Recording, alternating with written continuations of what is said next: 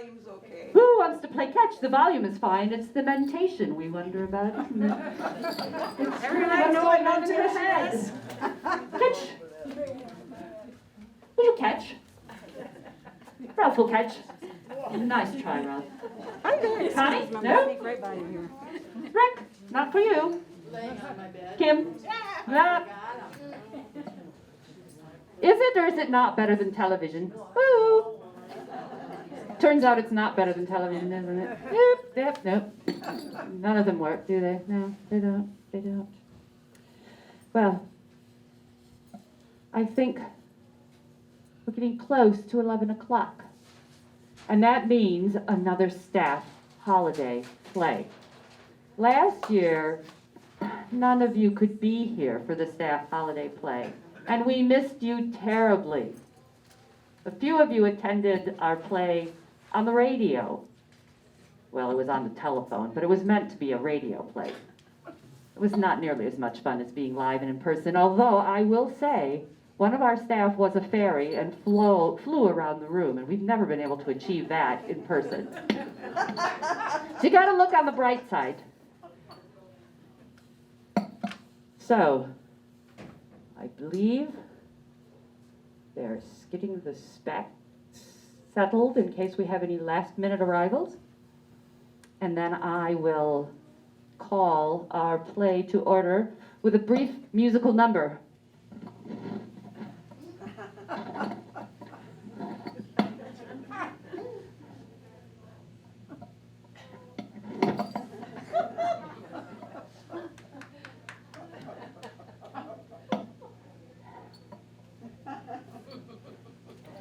With a brief musical number,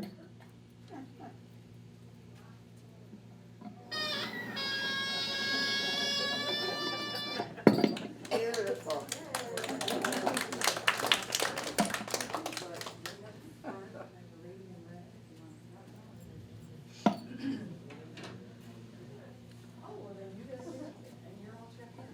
they're all checked in. I see a couple of seats still available for anybody who wants to come fill up these last few seats.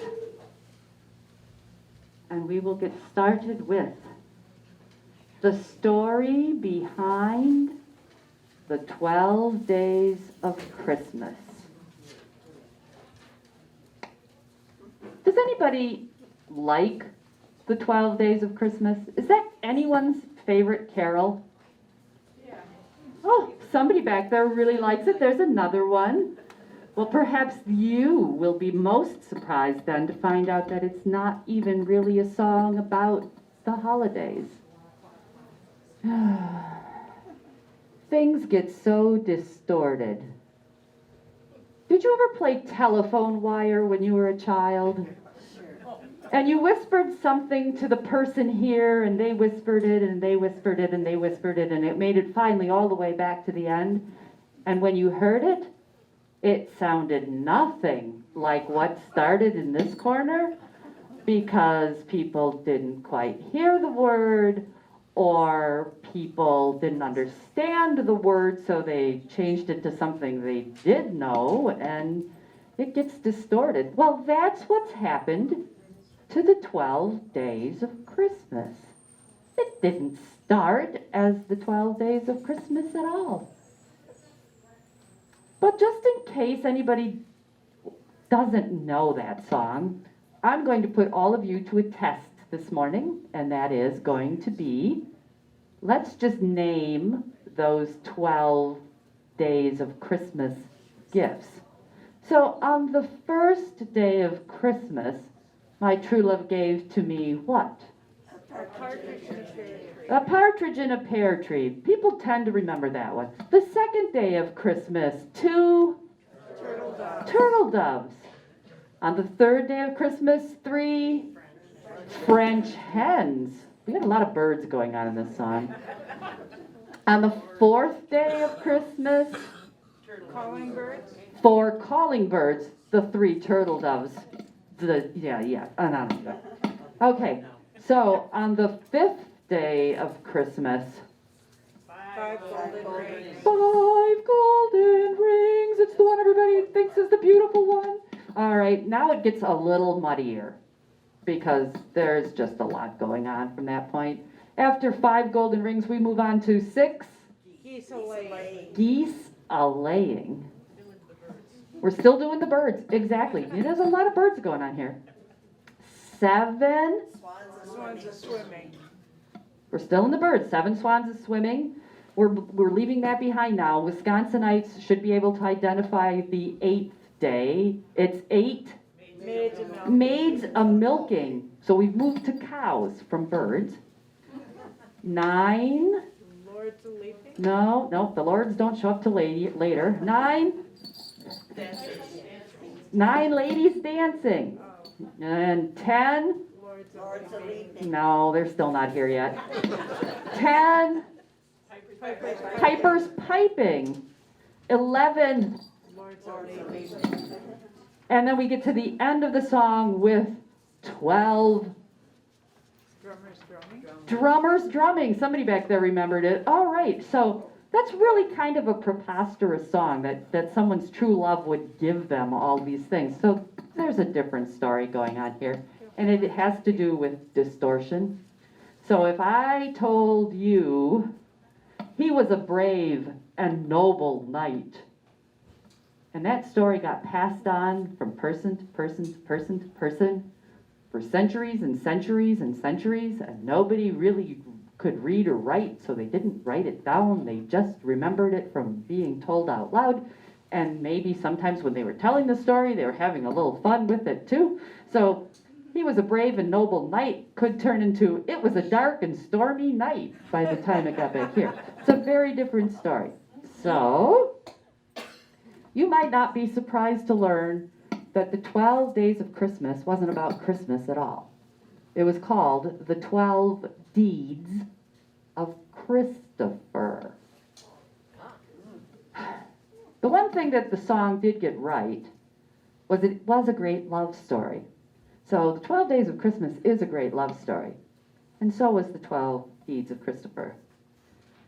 So I want to set the stage for you here today. Over here, well, this is a castle. I know that may surprise you. But this is a castle. This is a tree. Good, good. Oh, very good.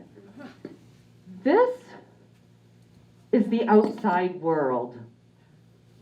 This is the entrance to the castle from the outside world. Outside world, inside world. This is the inner courtyard where the family that lives in the castle spends their time in nice weather. This is inside the castle looking out. And here where you can't see anything at all is the moat that runs around, yeah, don't get your feet wet, that runs around the outside of the castle walls.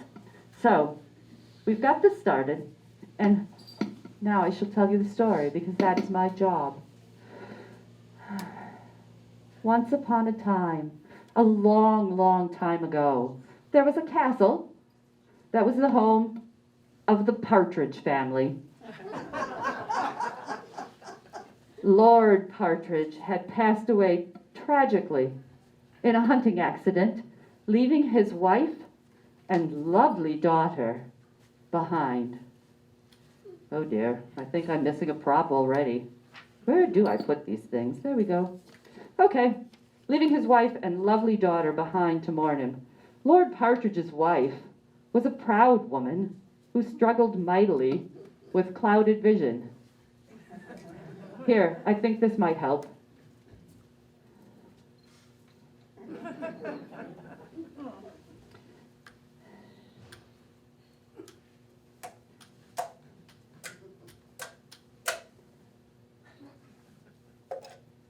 However, what she lacked in vision, she made up for with hearing. Local legend was she could hear a pin drop 2 castles over. Mother, porridge is ready for breakfast. Lord Partridge and his wife had one surviving child, a girl who had grown into a lovely young woman. She would be Lady Partridge some day, and she would inherit all that had once been her parents'. Her name was Layla, and her mother guarded her jealously, keeping her safe within the castle walls. Layla was always accompanied either by her mother or by her faithful companion and lady-in-waiting, Gisela. One particularly lovely late summer day, Gisela and Layla were enjoying some afternoon sunshine when Layla looked up at the pear tree in the courtyard and noticed a glowing ripe pear just waiting to be picked. She scrambled up the tree just as she had in her childhood, grabbed the pear, and dropped it gently into Gisela's waiting hands. While she was up in the tree, she took the opportunity to gaze out over the adjoining countryside. To her surprise, she saw a couple of young men walking near the castle wall. Layla didn't know whether to slip out of the tree or call out to the passers-by, so instead she just kind of froze and stared.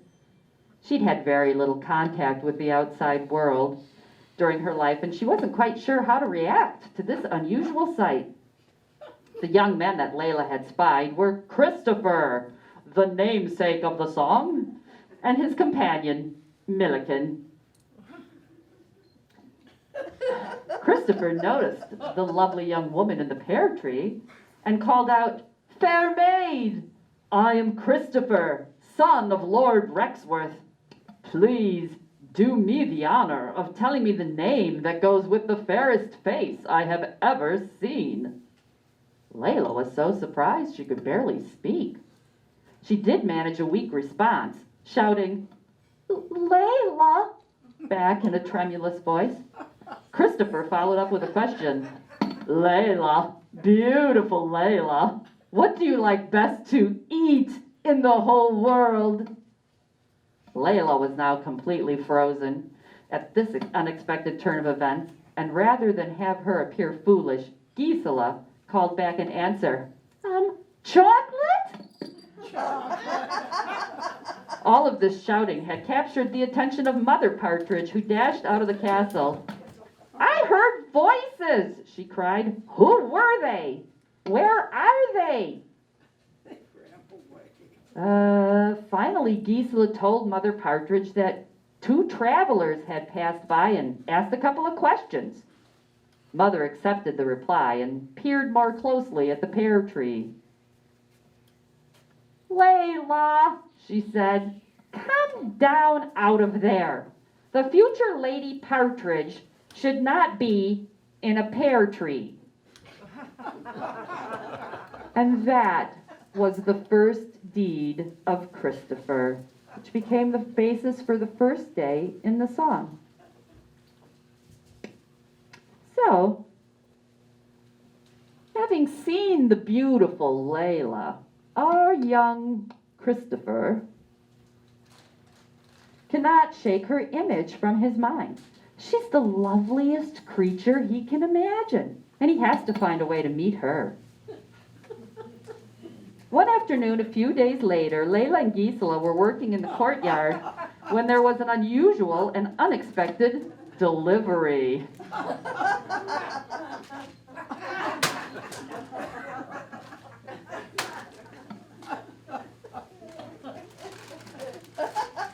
Layla scrambled up the pear tree to look out over the walls and see what she could discover about this delivery. Once up there, Layla could see Christopher waving to her from the other side of the wall. "Come down to the gate," he called to her, "where we can have a proper conversation." Layla would have loved nothing better than that. But Gisela knew how much that would anger Mother Partridge. So it was Gisela who called out, "Oh, I'm sorry, but that's not possible." Mother heard the voices again, of course, and she found the chocolate, as well as a partridge in a pear tree. Mother was not all that impressed by Christopher's gift of turtles and doves. but decided she would keep them and enjoy them later. And she warned both Layla and Gisela about the dangers of associating with travelers. That, of course, was the basis for Christopher's second deed. Turtles and Dove.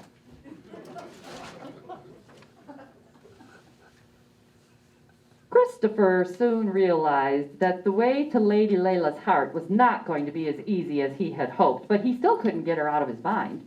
He was not one to be defeated by a challenge, so he created another plan for trying to meet the lovely Layla. The ladies were in their courtyard one afternoon when they were surprised by the sight of a butcher approaching them. Butchers usually sold their wares to Mother Partridge in the castle kitchen and did not make their way to the inner courtyard. After a moment's confusion, Layla recognized Christopher and said, "You're a butcher? I thought you were a lord's son." And Christopher replied, "I am. This is all a disguise." And then he said, "I am so humbled to finally make your acquaintance, my lady." Gisela knew this was a dangerous position to be found in, so she leaped up and said, "If you are found here, there will be dire consequences. You must leave at once, and beware, Mother Partridge has the ears of a fox."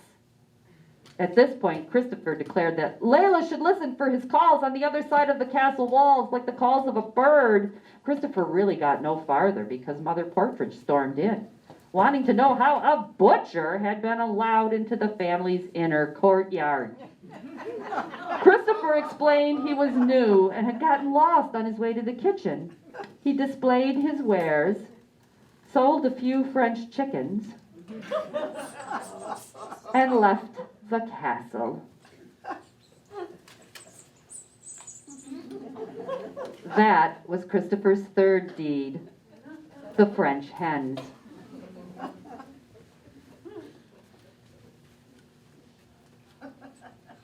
Young Layla was rather taken by the notion of a future lord being interested in her, and she decided she would find a way to make it easier for the two of them to communicate. Christopher had told her to listen to his calls like the calls of a bird, and Layla came up with an idea she thought would trick her mother. Layla convinced her mother that she had captured a pretty bird and was trying to teach it to sing. Everyone took to whistling for the bird, trying to encourage it.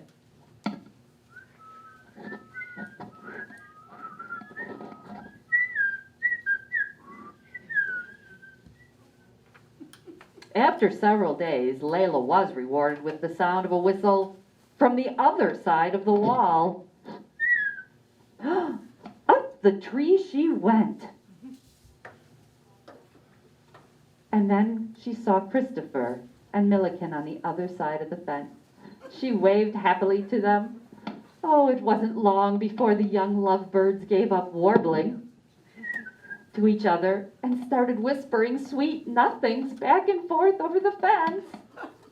Christopher had wisely brought along his friend Milliken, who worked to distract Gisela from focusing too much on Layla. This arrangement went on for several weeks, on and off, with Christopher announcing his presence with a whistle and sweet words of young love being exchanged right under the nose of the distracted Gisela. You must remember this was a much simpler time, without many forms of amusement or other human companionship, and not judge Gisela too harshly. It was Mother Partridge's keen ears that finally caught on to the situation. One afternoon, she was near an open window in the castle when the cat call came. Out to the courtyard she went, demanding to know from who the sound had come. Layla pointed at the bird in the cage, and Mother held it up to her ear. The whistle came again just then, and Mother knew that that whistle had been too far away to have come from that cage. she called Layla a liar and ordered her to her room to contemplate the sin she had committed. Needless to say, that was the end of Christopher's fourth deed, the calling birds.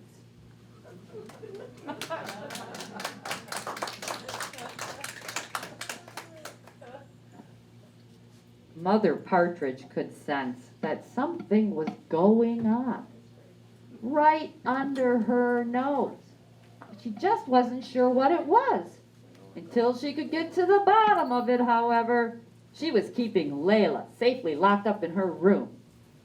She questioned Gisela at some length about what was going on, but the girl would only cry and say she didn't know anything, and no rules had been broken, and she and Layla had been very good and hadn't gone out or let anyone in.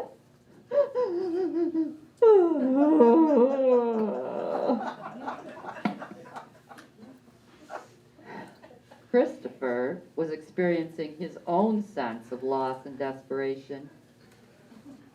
Yeah, you get to leave.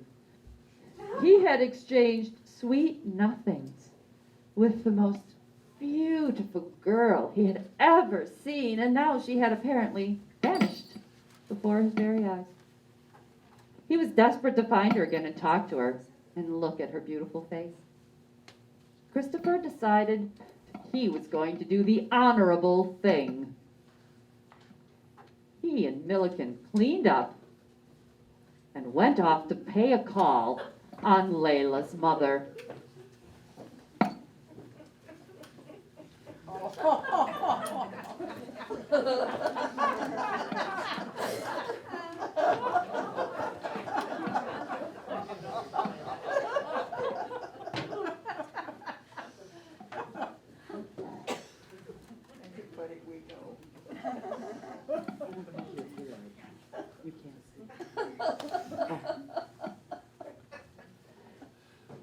They knocked at the door, and the lady-in-waiting let them in.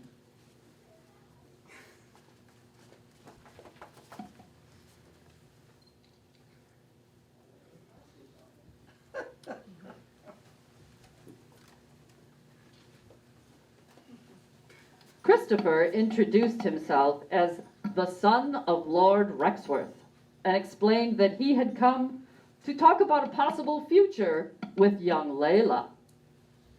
Christopher presented Mother Partridge with the ring that he would like to use in order to bind an engagement with her daughter.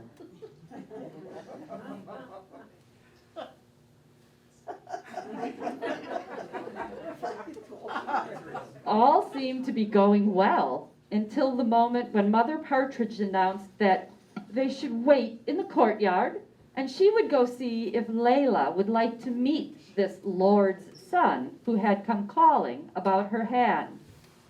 Milliken said under his breath that he didn't think that it would be necessary as they were already well acquainted. Mother's keen ears picked up on that remark and she became instantly furious, giving the ring back to Christopher and ordering the two of them off of her property. She let them both know they would never be welcome there again. She told them that she would post archers on the turrets in order to shoot to kill if either of them were ever seen to approach the castle again. And that was Christopher's fifth deed, the golden ring.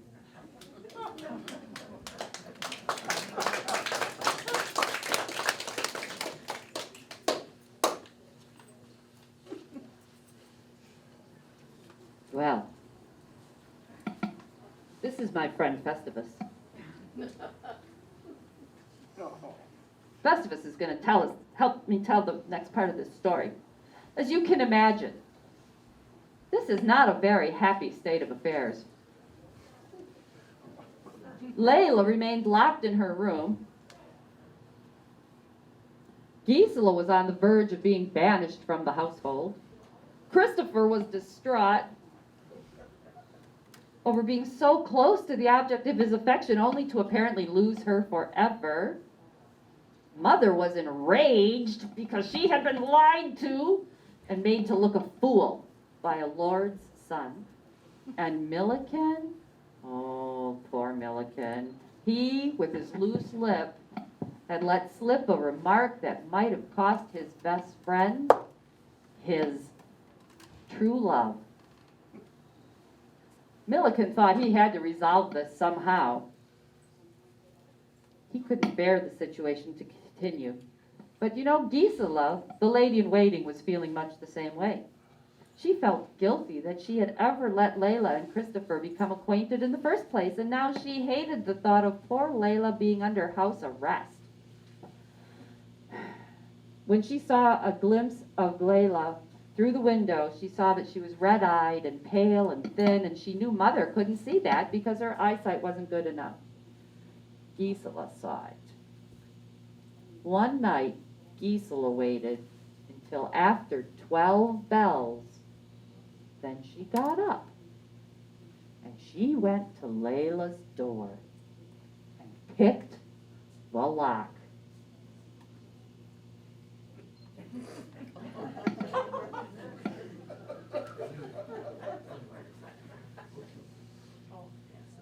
She let herself in quietly and went to whisper to the girl all that she knew had happened. She told Layla that Christopher had come with a big fat ring to ask for Layla's hand, and that her mother hadn't seemed disinclined until Milliken made an unfortunate remark under his breath that they were already well acquainted. It took a moment for all of this to sink in, but by the end of the conversation, Layla knew that it would be best to give up her dream of a future with Christopher.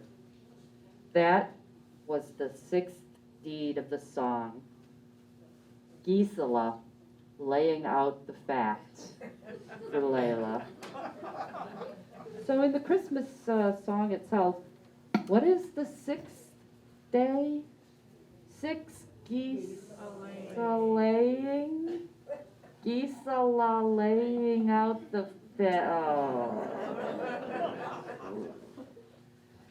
Milliken was very much full of guilt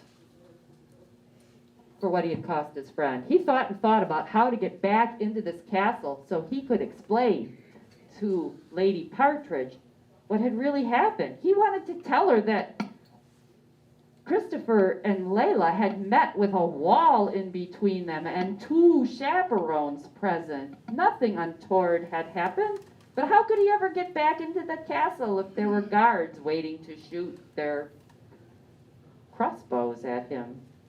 He knew if he was going to get back in here, he would have to be smart and use his powers of subterfuge and cunning. Now, you can imagine how those words got messed up over the centuries.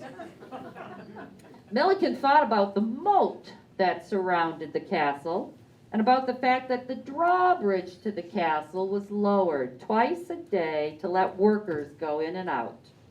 He would have to get across that moat with the workers in order to get access to the castle again. He thought about this, and he developed a plan. He worked on his plan, and he finally figured what he thought was his only chance of getting back into that castle, getting across the moat in a swan costume. He wasn't sure how he was going to explain to Lady Partridge his reason for coming to see her soaking wet, but that just couldn't be helped, and he'd have to figure out an explanation. So Milliken transformed himself into a swan, and under cover of darkness, the swan put himself into the moat that surrounded the Partridge Castle.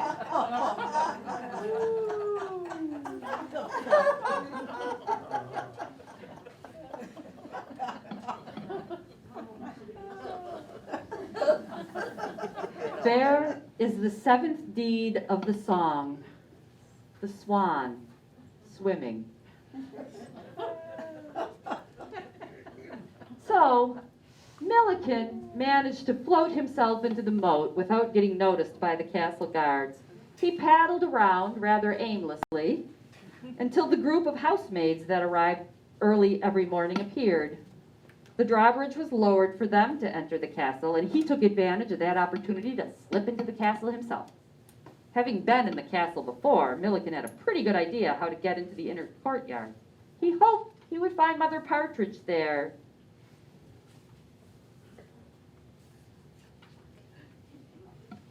You gotta watch this.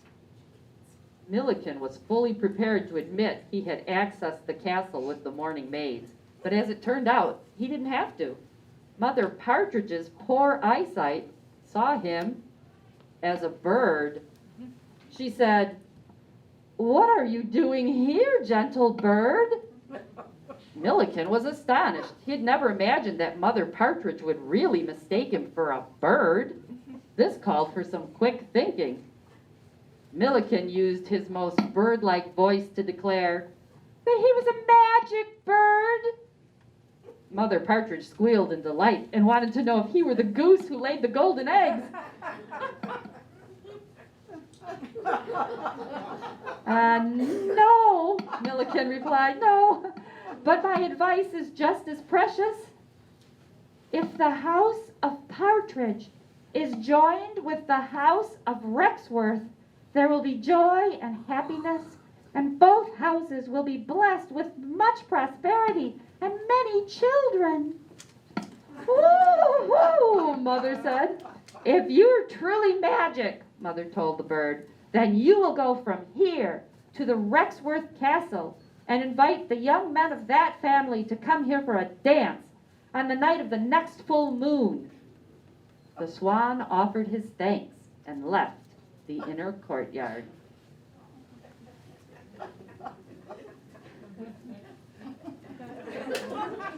Mother thinks he's nuts. Mother, make the sign of crazy. Mother, make the sign of crazy.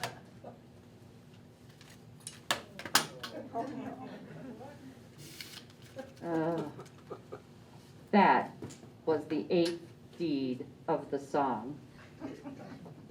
The maids with Milliken. 8 maids milking. Oh, 8. The maids came in with Milliken. Okay, well, everything is now pretty greatly confused. Milliken reported to Christopher what had happened, and they were looking forward to the night of the full moon when the big dance was going to be held at the Castle Partridge. But the mood was not quite that happy here at the Partridge Castle. Layla, through the window, had seen her mother make the symbol of crazy when Milliken had left in his bird costume. So when her mother told Layla that she was forgiven, she could come out of her room now, and there was going to be a dance to introduce her to some young men of the area, Layla thought it might be a trap. She shared all of this with Gisela.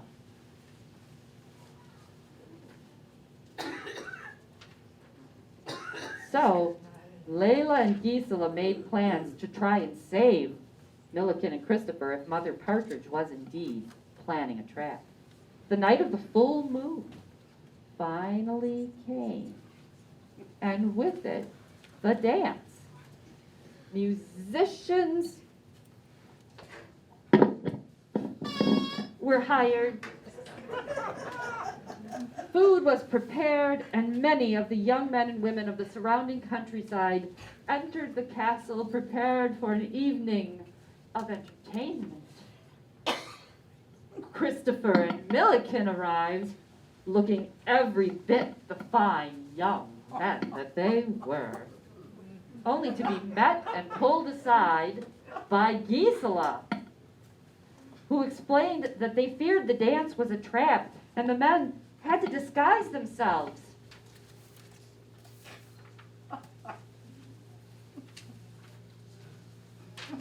The fear, of course, that was if Mother Partridge knew,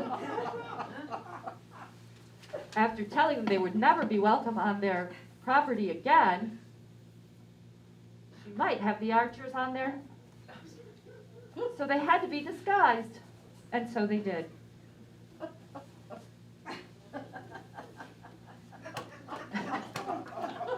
Well, happily they got disguised in time before Mother Partridge came out of the castle to welcome the guests. "Welcome to Partridge Castle," she said. "I don't believe I know you." "I'm certain I don't know you." "Oh. Oh my. Well, these are the most rugged young maidens I've ever seen," she declared. "No wonder they cover their faces with veils. But looks are not everything. Character matters more. Now, dance, everyone. Dance and enjoy yourselves." And so a really awkward evening was had, in which Layla and Christopher were kept under the watchful eyes of Mother Partridge, and none of the men would dance with the rugged maidens, and Layla didn't want to dance with any of the other men who were there. She only wanted Christopher, and he was in a bit of a pickle because he was a man dressed as a woman at a dance where everyone could see the truth, except Mother Partridge, who really was quite coming apart at the seams and had apparently had more to drink than anyone realized. But you know, opportunities such as this were rare, and the family chose to forgive her. But finally the awkward evening did end, and the guests departed. Mother Partridge happily performed a party post-mortem in the courtyard with Layla and Gisela, who were feeling pretty miserable. They couldn't imagine a way forward from here. Mother chattered on about how she'd never encountered such rugged-looking maidens in the neighborhood before, and how they certainly hadn't been very popular dance partners. And then she casually mentioned she had thought there would be some guests there from Rexworth Castle, but she never had caught sight of them. Gisela and Layla held their tongues, and everyone went off to bed. That was Christopher's deed number 9. What was it? "On the 9th day of Christmas, my true love brought to me 9 ladies dancing." Okay. Oh dear. Christopher, our young Lord Rexworth, was becoming desperate. He must have Layla, or he was willing to die trying. So, under cover of night, he sneaked up to the Partridge Castle wall near the inner courtyard. When morning came, he started jumping with everything he had in an attempt to attract Layla's attention. When she came to the window in her room, movement caught her eye, and out she went to find Christopher jumping as though the ground was on fire beneath his feet. Gisela was close on her heels, and both were astonished at the sight of the young lord leaping as though his legs were made of springs. Unfortunately, all of that jumping left poor Christopher out of breath, and he couldn't manage much of a message to his dear Layla. Between leaps, he managed to get out the words, "I would do anything for your ladies. I wait your command." Then he quite ran out of steam and disappeared from view. Layla climbed up the pear tree to see his exhausted form crumpled on the ground on the other side of the wall. She tossed him a piece of fruit and told him to return the next day at 9 o'clock, when a group of workmen were coming to the castle to work on the necessary. He could slip in with them. She'd find a way to smooth things out with her mother. And that was Christopher's 10th deed. The Lord sleeping. All right, before we progress any further, we need a lesson in language. Layla just told Christopher to return the next day when a group of workmen were coming to the castle to work on the necessary. What, pray tell, is a necessary? Bathroom. Outhouse. Oh, yes. Any of a variety of terms, from latrine to bathroom. Castles had one big long pipe that carried everything from up high to a pit down low. Oh dear. The next morning came, and Christopher and Milliken gained access to the castle with the workmen who had come to repair the necessary. Layla had in mind a little speech she was going to make to her mother, but when she caught up with her mother in the midst of the workmen, she was astonished to find her singling out Christopher and Milliken to take on the filthiest task, removing the pipe that was clogged. The pipe that carried the castle waste down and out of the building into the pit below.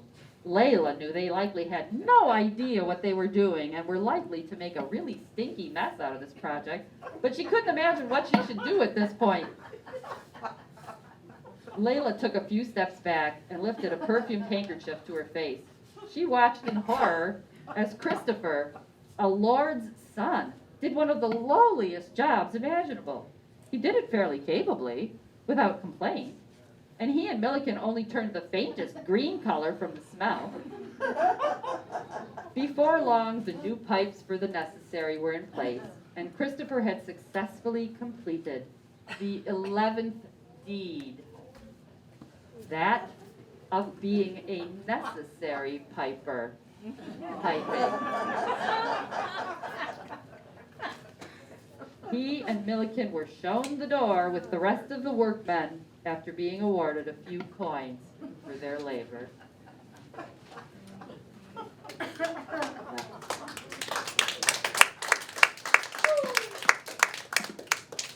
I hope no one's eyes are watering. That was a bit strong, wasn't it?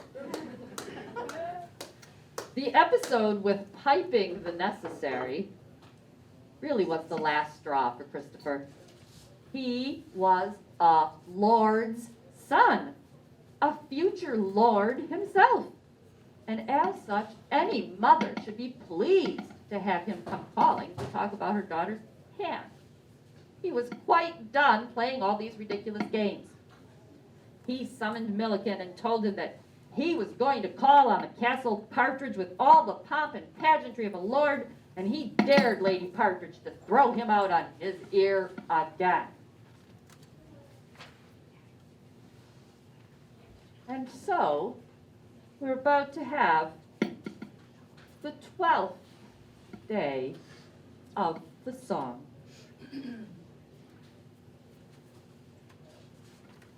And we shall have young Lord Rexworth and his friend Milliken approach the castle with all the pomp and pageantry that they have been able to find off stage during this rather lengthy delay.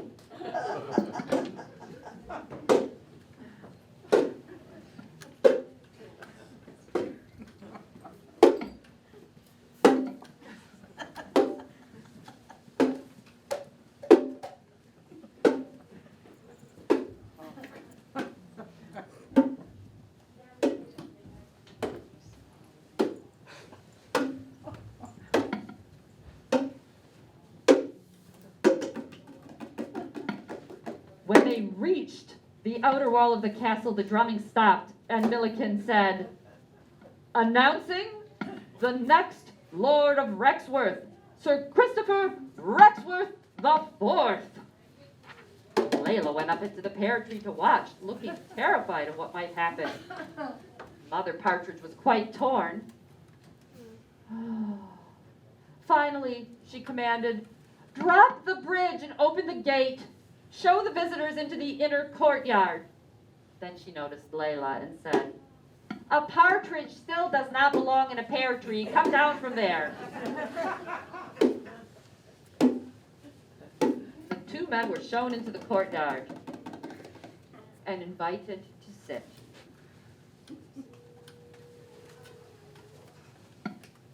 "Lady Partridge," said Lord Rexworth, "I will get straight to the point of my visit. It seems I have fallen in love with your daughter, and I would like your permission to marry her." Lady Partridge replied, "Is this agreeable to you, Layla?" Layla said, "Yes, oh yes." "You have my blessing," said Mother Partridge, and then she burst into laughter. Great peals of laughter. "You must think I am blind as a bat, showing up here trying to disguise yourselves as women at the dance. Not just blind, but crazy, if I thought you were a magic swan. And I thought you were both crazy in the head when you showed up here, perfectly willing to change the pipes to the latrine in order to perhaps exchange a few words with my daughters." Mother Partridge went on to explain that she had once shared a great love with her husband, the late Lord Partridge, and she had been determined that her daughter would also find someone who truly loved her. She'd been afraid young men would want Layla solely for her inheritance, but she was convinced now that there was real love between Christopher and Layla, or to put it in her words, only true love would inspire people to do such crazy things. The mood in the courtyard lightened as they all laughed at themselves and what the others must have thought of them. Much laughter was shared and many plans were made for a future joining of the houses of Partridge and Rexworth. Christopher had completed the 12th and final deed, the drummer drumming. So now, when you hear the carol, the 12 Days of Christmas, you will know that it started out as the 12 Deeds of Christopher.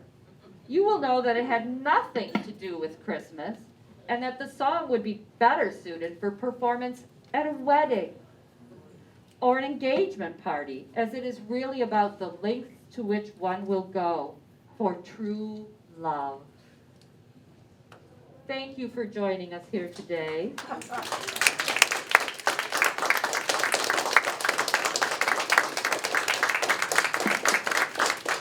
The entire staff wishes you all a safe, healthy, and happy holiday season.